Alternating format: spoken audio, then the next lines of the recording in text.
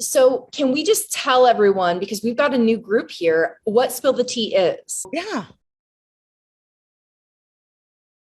Spill the Tea originated from some mic drop moment you had ages ago where I think you said, bring light to shame. I know, like, I'm paraphrasing another quote, but it's something like, let it out, You give got it to spill the light. tea. You got to spill the tea. That's right. Spill the tea. That's what it came from. And listen, I always I assimilate all the great works of all the people I've studied, and the person who's done the deepest and the most profound work I have found on shame is Brene Brown. Yeah.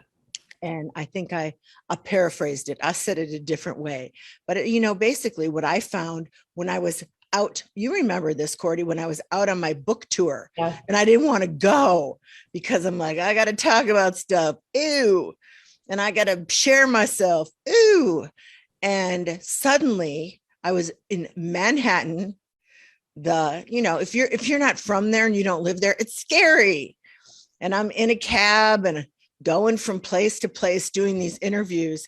And all of a sudden, I had this overwhelming feeling that, oh my gosh, so wild. The more I trust, the more I talk about it, the better I feel. Yeah. The more I like myself, the more I feel released.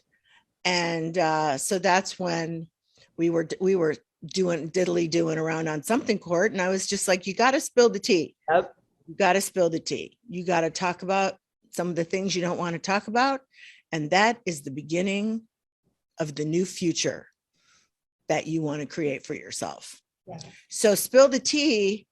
We just let you send in your questions and Courtney hosts me, and then I come and I just listen, not from an expert point of view, because that I'm an expert on me and my path of transformation and my struggles and my roller coaster life.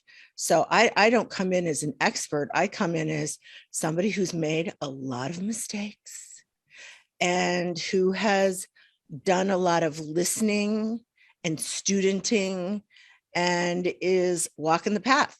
Yeah. Walking the path of transformation in my way. So I answer from that point of view. And for anyone who's listening who doesn't know this, because Sherry will never tell you, because Sherry is just Sherry.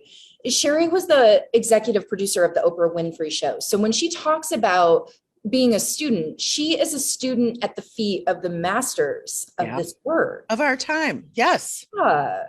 My friend Deepak.